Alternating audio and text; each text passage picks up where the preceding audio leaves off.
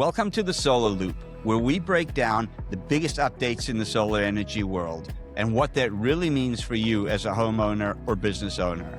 If you want clear, reliable solar information, subscribe to our channel so you won't miss any future episodes. Electricity rates rose 6.8% over the past year. And in DC, they rose the most, 25.9% in DC, 20.3% in Pennsylvania, and 18.6% in Ohio. Elon at the World Economic Forum announced that SpaceX and Tesla combined are going to produce at least 100 gigawatts of power each in this remaining decades. Wow, we have quite a bit of interesting news to go over today, Larry.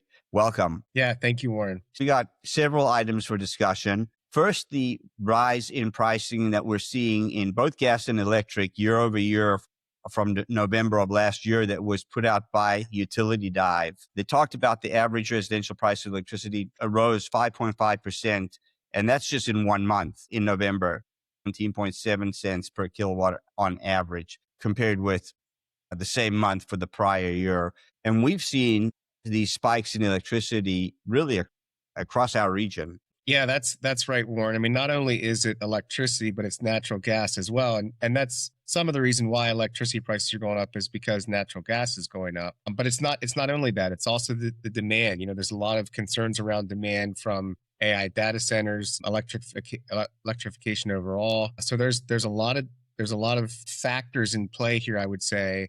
And the cold winter that we've had in the Northeast certainly is not going to help this. Yeah. And in addition to that, there's the shutting down of all of the generation plants in Maryland and in other states, all the dirty coal shut down. Yeah. One of the interesting notes here in this article, Warren, is that 46 states and the District of Columbia saw higher rates in November, higher rates than a year ago. On a national basis, electricity rates rose 6.8%. Over the past year. And in DC, they rose the most, 25.9% in DC, 20.3% in Pennsylvania, and 18.6% in Ohio. Yeah, the Mid-Atlantic is really being hit hard. And you have this combination of cold, extremely cold weather. We've had one of the coldest winters that I can remember so far, plus these increase in rates. People are struggling as a result. And we've seen those rate increases here in Maryland with Delmarva Power that have raised more than 50% over the last 5 or 6 years. And they're talking about another rate increase.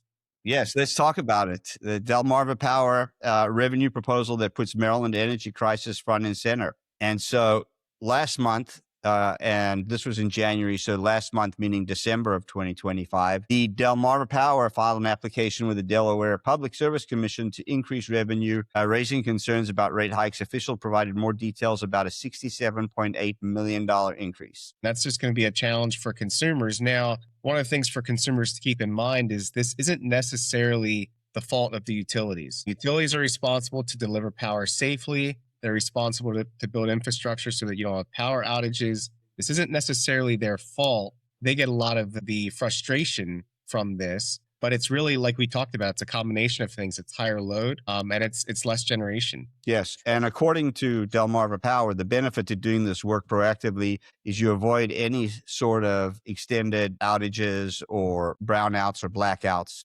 when equipment could fail that isn't replaced proactively. Yeah, and that's a big question and big concern, because as you have more load and you're not adding the generation quickly enough, you're either going to add more generation or you're going to have some type of brownout or blackout. One of the interesting stats, Warren, from this article is the mention of 40% of Maryland's energy is imported from out of the state. Yeah. So to me, that's the big red flag. I think that's the big cause for concern and the big reason why these rates are just going to keep pushing up, because, I mean, two things: you don't have enough electricity in your state. And then secondly, you've got to pay for the infrastructure to transport that power from out of state. And so one of the big questions in my mind is, how do we get more production in Maryland and some of these states in the Northeast that really need it? And that's not an overnight solution. It seemed as if there was really poor planning. They were rapidly shut down, these coal-fired plants, very quickly.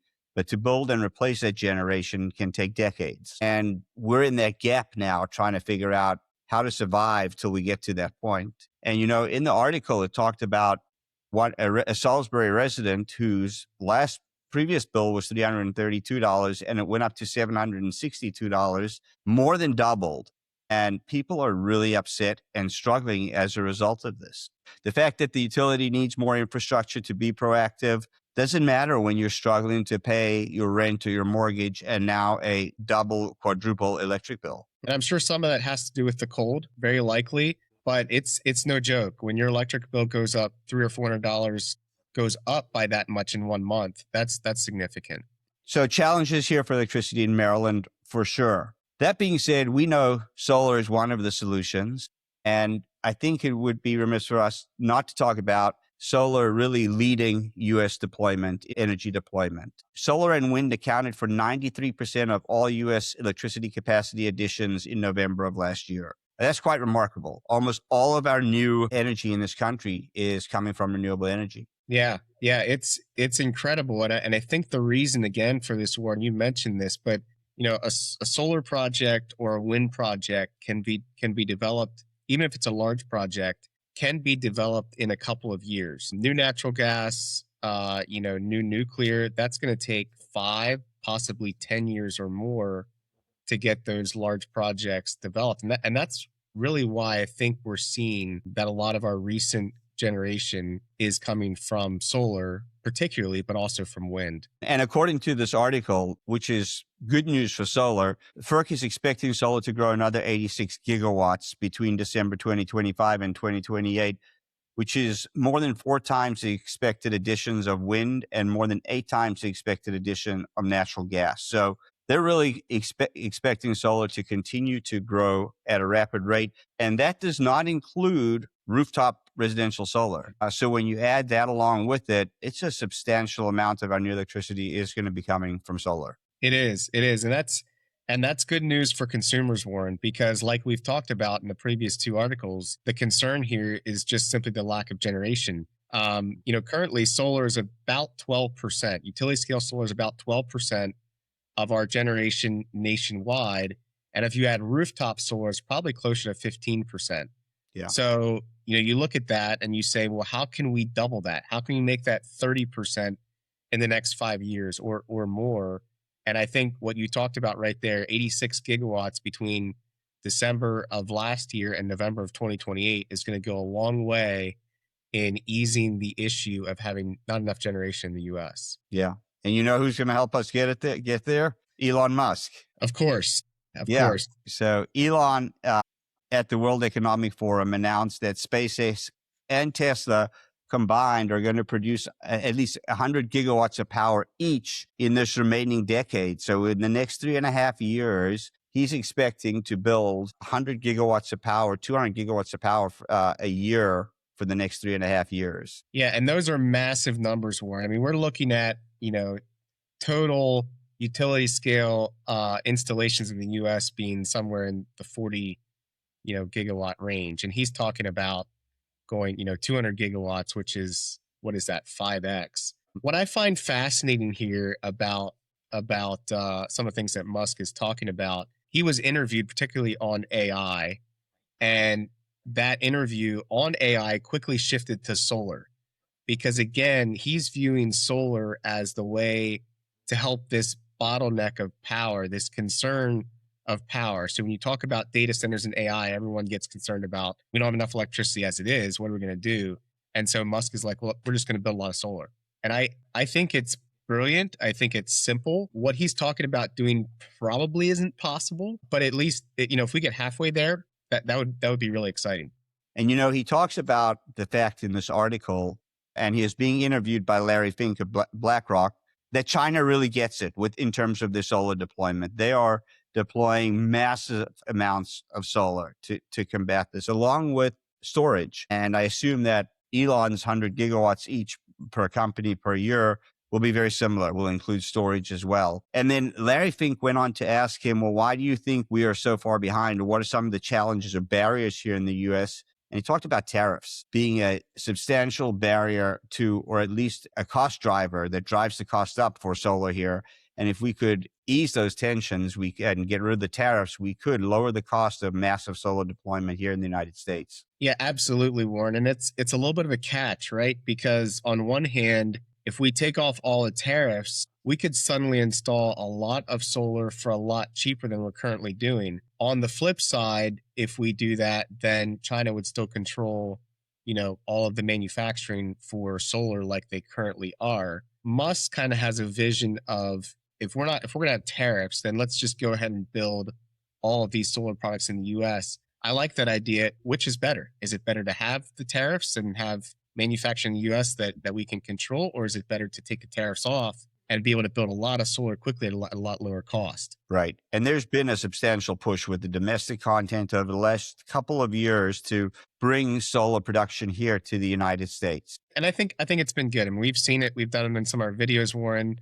We've taken video of the manufacturing facility for Enphase and for SEG. And it is really cool to see that right here in the US, to see the jobs that creates, to see the supply chain come back to the US. But it's difficult to do. And, Musk is talking about taking 3 years to get 200 gigawatts a year. That's no small thing. That would be a massive undertaking. No, and you can't do that with the current manufacturing that we have here in the United States. It's just insufficient. Right.